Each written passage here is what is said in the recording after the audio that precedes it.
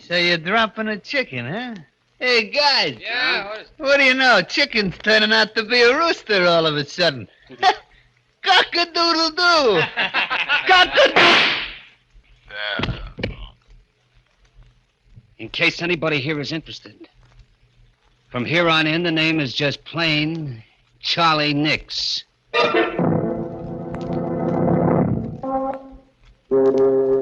Midnight, the witching hour when the night is darkest, our fears the strongest, and our strength at its lowest ebb.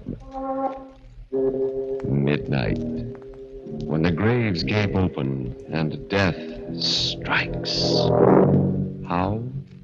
You'll learn the answer in just a minute in Trigger Man.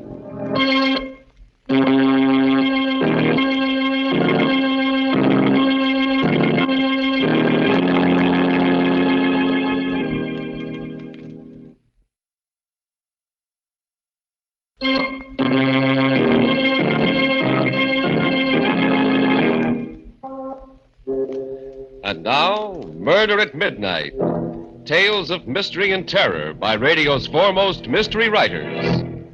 Our story, written by Max Ehrlich, is different from any of the other tales you have heard in this program. Its mystery is not that of the supernatural, but of the unknown quantities in the human soul. And so, because it has suspense and complete credibility, we give you Trigger Man.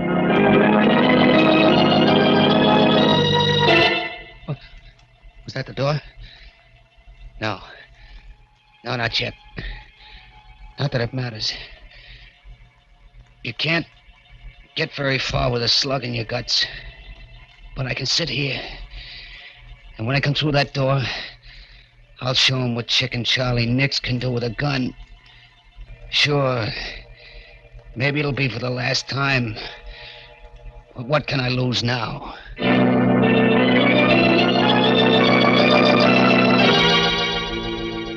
It's funny how it all comes back to you in the end. Just a year and a half ago that it all started. But I remember it like it was yesterday. I was standing back in the doorway waiting for some sucker to come along. It was down at the waterfront and it was plenty dark. I stood there, the rod cold in my hand, waiting. Finally, I heard footsteps. A man and a woman. I waited until they were almost opposite the doorway, and then... Hey, buddy. Got a match? Why, yes, I think so. Never mind. Get your dukes up. Tell him he's got a gun. Oh, stick up, huh? Aren't you smart, sucker? Come on, reach. Get those hands up before I let you have it. Yeah. It's better. Okay, lady, let's begin with you. Oh, Tom, Hand over that purse. Better do as he says, Ann. All right, Tom. Thanks, lady. Thanks very much. Okay, buddy, let's have your wallet. I said come across with your wallet. Not tonight, chicken. What do you mean? Hey, wait a minute. How come you know my name? It's my job to know it. And your face, too. The name's Riley. From headquarters. Tom Riley. Plainclothes. Yeah. Keep up those hands. Keep them up or I'll drill you. I know you won't, chicken. Tom. Not for a lot more than I've got in my wallet. Tom, what are you doing? He'll kill you. I don't think he will. Will you, chicken? Keep away from me, Flatfoot. Don't come a step nearer, you hear? Another step and I'll splatter you all over the sidewalk. You haven't got the nerve, chicken. You know it and I know it. Now, drop that gun. Keep away, do you hear? I ain't afraid to shoot. I'll tell you, I'll let you have it. Then what are you waiting for? Well, That was for the gun, chicken, and this is for you. No. Hold me up, no, you yellow belly rat. Pull the gun on me, will you?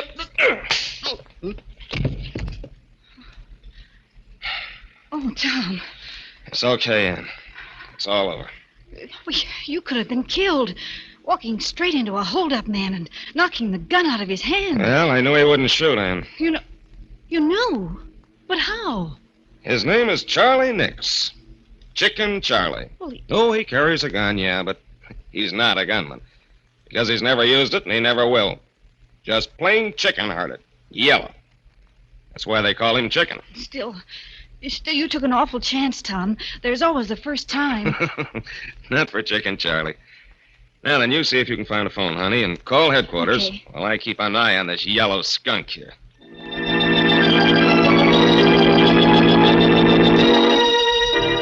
Yeah, that's the way it was. I just didn't have the nerve to put the blast on anyone. Sometimes in my room, I'd put my gun on the table and just look at it. I'd keep thinking, if I only had the nerve, I'd be one of Angelo Donnelly's triggermen instead of his errand boy. The rest of the mob would respect me instead of slapping me around and calling me Chicken. That's what got me more than anything else, the way they laughed and called me Chicken. It wasn't that I didn't try. That time I held up Riley, I was going to let him have it. I wanted to, but I don't know, at the last minute I got all cold inside. My fingers got stiff and numb. And it cost me a year in the pen. The day after I got out, I was sitting in the Boulevard Cafe having myself a beer when in walked the boss, Angie Donnelly. It's great having you back, Chicken. Thanks, Angie. Thanks. By the way, I saw an old pal of yours the other day. Yeah? Who? Tom Riley. Riley, huh? Yeah, it's too bad you didn't knock him off that night, Chicken. Yeah. But one of these days, Angie, I'm gonna meet him, and then I'll... Sure, kid, I know how you feel. After all, when a guy takes your gun away and makes you look like a chump. Yeah, he made me look like a chump, all right. But I'm different now, Angie. That year in a clink, well, I got a different kind of nerve now. Wait and see. Sure, but take it easy, kid. There's plenty of time, plenty. You just got out of stir and you got yourself to worry about. What do you mean, Angie? I did my time, didn't I? I'm in the clear. Sure, Chicken, sure. But if you ask me, the pen didn't do you any good. You look kind of all in. You don't feel so good, do you? What makes you say that, Angie? Oh, I don't know. Your face ain't got any color and you're breathing hard all the time. Well, I feel okay. Sure. I ain't saying anything's wrong with you, Chicken. But you never can tell until a good doc checks you over, huh? Yeah. Maybe you're right, Angie. Maybe I ought to see a doctor, huh? Now you're talking sense, kid. Tell you what I'll do. I'll take you to my own doctor, Dr. Leonard. He's a big specialist, and he'll give you the once-over right. Yeah, but he probably comes high, and Forget it, Chicken, forget it. I'll take care of it. Won't cost you a dime. Hey, that's pretty white of you, Angie. Think nothing of it, kid. After all, you're one of my boys, ain't you? Yeah. Yeah, I am. Well, if there's one thing Angie Donnelly does, it's to take care of his boys.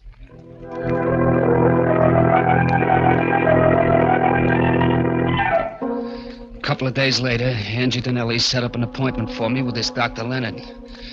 I went to his office, and he gave me a real checkup from soup to nuts. And when he got through, I didn't like the look on his face. Sit down, Mr. Nix, and let's talk. Doc, what's the matter? Did you find something wrong? Care for a cigarette? Never mind the stalling, Doc. Give it to me straight. Is it good or bad? I'm sorry, but it's bad. You mean my chest? It isn't your chest. It's your heart. My heart? What about it? You've got a severe aneurysm there. A what? What's that mean? It means that you've got a serious weakness of the heart muscle wall. Yeah, but how serious? I'm sorry, Mr. Nix, but you haven't got more than 6 months to live. 6 months. Yeah, that's what he said. 6 months to live. For a while, I didn't get it. You don't get things like that right away. And then 6 months, and he gave me 6 months to live. Someday I'll be just walking along and maybe sleeping, and then it'll come. It's tough, Chicken. Plenty tough. Yeah. Know how you feel. Nobody knows how I feel.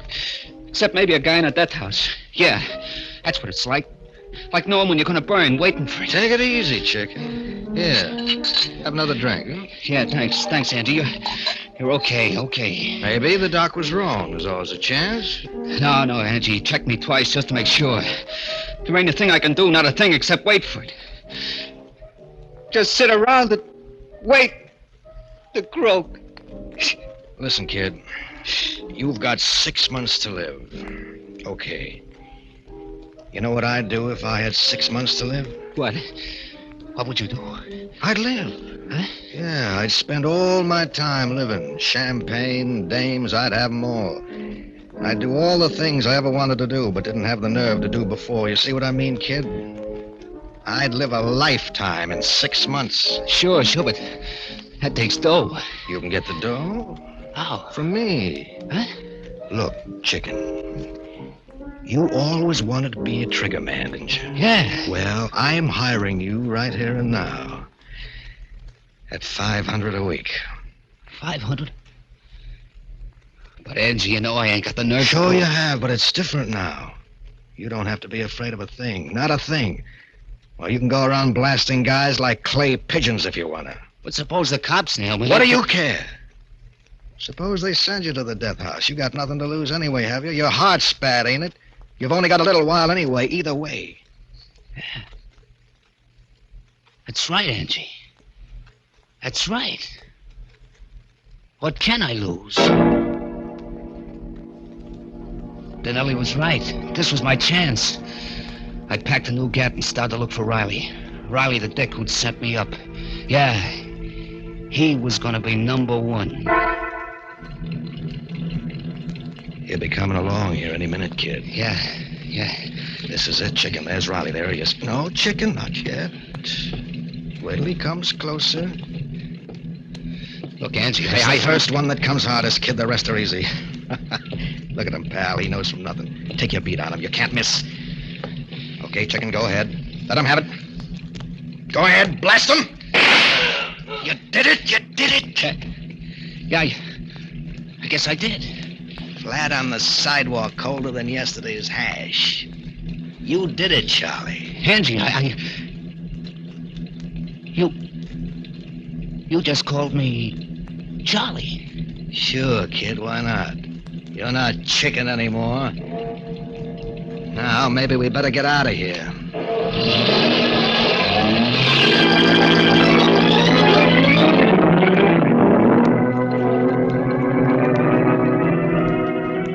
A car roars away up the street, leaving the body lying there in a pool of blood. As the clock strikes 12 for murder at midnight.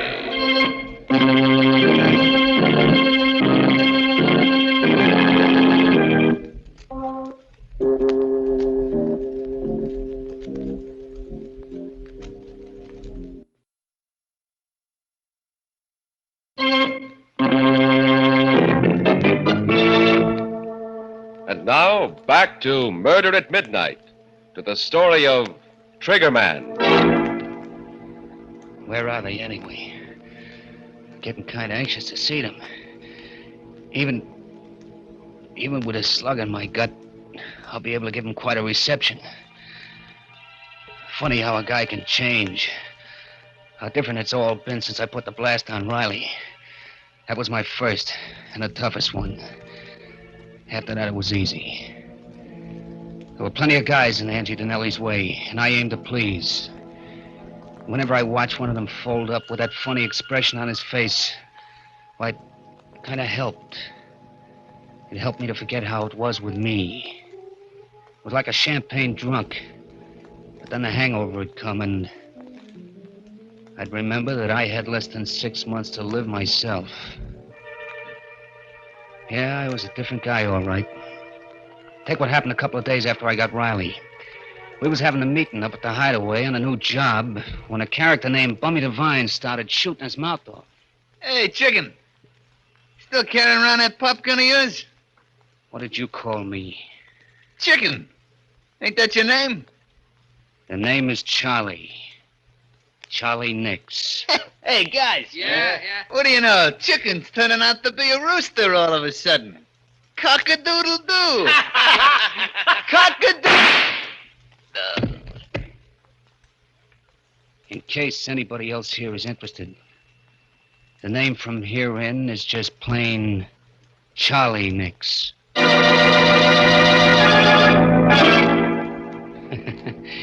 didn't laugh after that. No one did again, ever. I was it. I took chances where no other trigger man would. Why not? What'd I have to lose? In a few months, I'd be through anyway. What was the difference? Meanwhile, I lived. I painted the town red, bought myself tailored suits, hit the clubs every night, the gambling joints. And the dames, why, I had to fight them off. You can do a lot with $500 a week. Sure, I was hot, plenty hot. The cops couldn't figure out at the beginning who was doing all the fancy gun work, but they were getting warm, and they were getting close. I had to watch myself. And then one night, we were knocking off a fur warehouse. I was in the lookout car out front when suddenly... Hey, Charlie, a prowl car. Yeah, come on, Mike. Let's get out of here.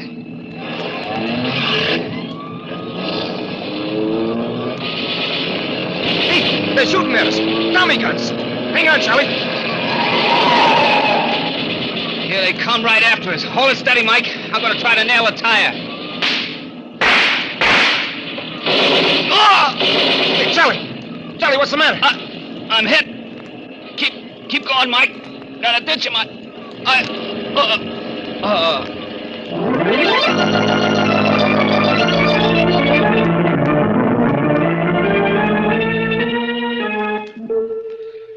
When I opened my eyes, there was a smell of chloroform, and the doctor was just putting away some instruments. Mike was there, too, with a gat in his hand, making sure that the doc would cooperate.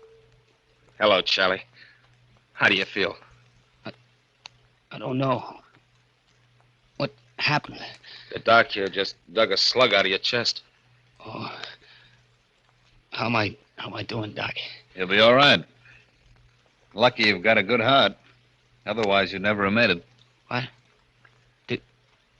Did you say my heart was good? That's right. But I don't get it. I thought I had a bad ticker. They told me I didn't have more than a few months to live. With that heart, my friend, you can live to be 100. That is, if the police don't interfere.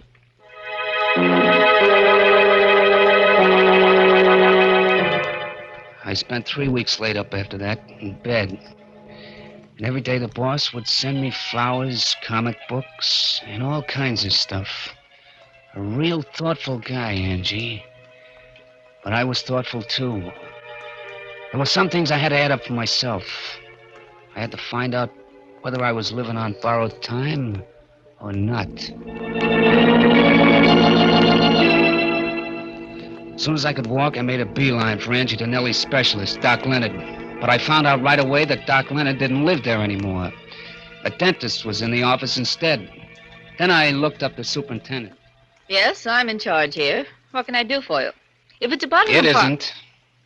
I'm looking for Dr. Leonard. Dr. Leonard? Oh, the one that was in the dentist's office before. That's right. You know where he went? No, he didn't leave any forwarding address. It's a funny thing about him. Yeah? What? Why, he paid us a month's rent in advance and moved in, equipment and everything. But he only stayed 2 days. Moved out at night. No notice, nothing. Just came and went. I see. Never could figure it out. That's the way it was. Sorry, I couldn't be of more help, mister. That's okay. You've told me enough.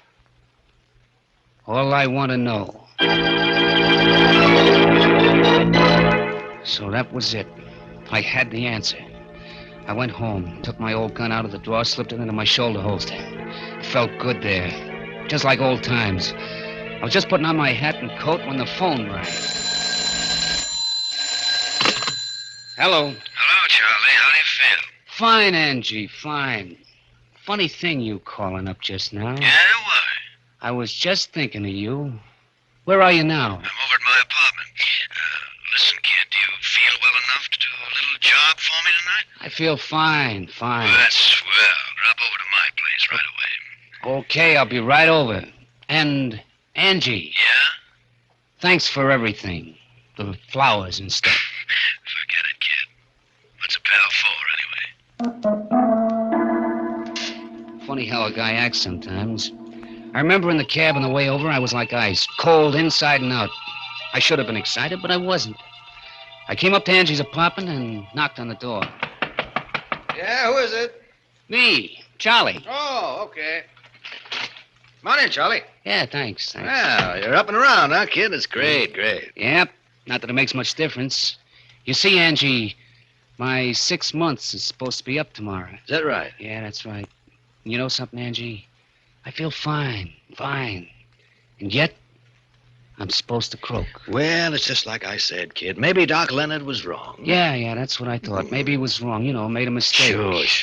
So, this afternoon, I went up to see him. You did, huh? Yeah. And you know what, Angie? He doesn't live there anymore. No. In fact, he only set up practice there a couple of days. Kind of set me to wondering. Uh-huh.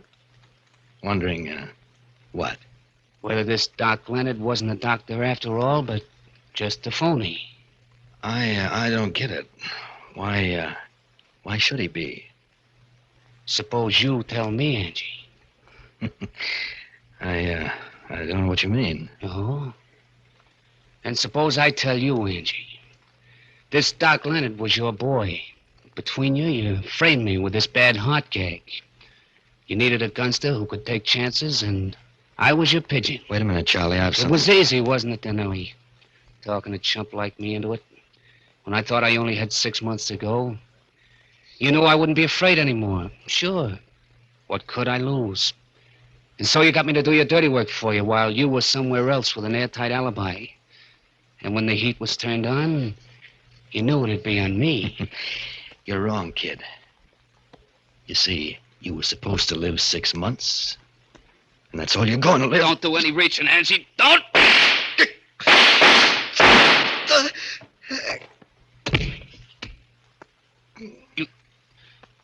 You taught me how to use a gun, Angie. You should have just let me stay Chicken Charlie Nix.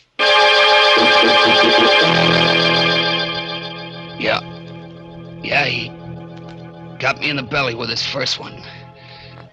But I got him before he could repeat. There he is, lying on his own rug, soaking in his blood. And as for me, well, there ain't much I can do but wait. Somebody must have heard the shots, called the cops. Funny how I feel now, how different it is. When you think of it, if I'd stayed Chicken Charlie, I wouldn't be here now with a slug in my guts. Like the doc said, I could have lived to be maybe 100. Well, if it ain't old Chicken Charlie. Hello, copper. What did you call me? Why, we've been looking all over for you, Chicken, but it looks like somebody saved the state some dough. Not yet. I've still got enough stuff to... Stay where you are. Don't come any closer, you hear? No? Why not, Chicken? Because I'm a killer, that's why. Because I got nothing to live for anyway. And keep away from me, do you hear? Keep away or... Oh, what? Give me that rod. Oh, stop, you can't. Sure I can, punk. Once a chicken, always a chicken.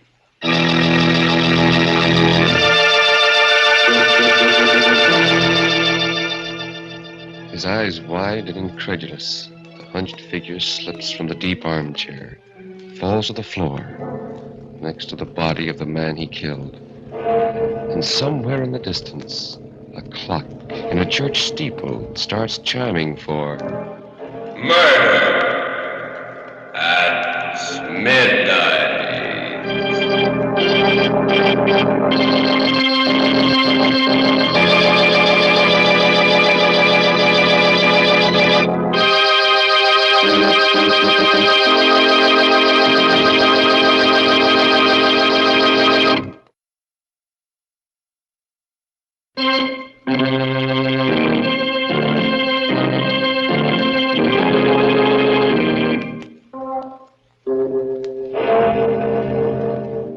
Remember to be with us again when death is our unseen guest, and the clocks strike 12 for Murder at Midnight.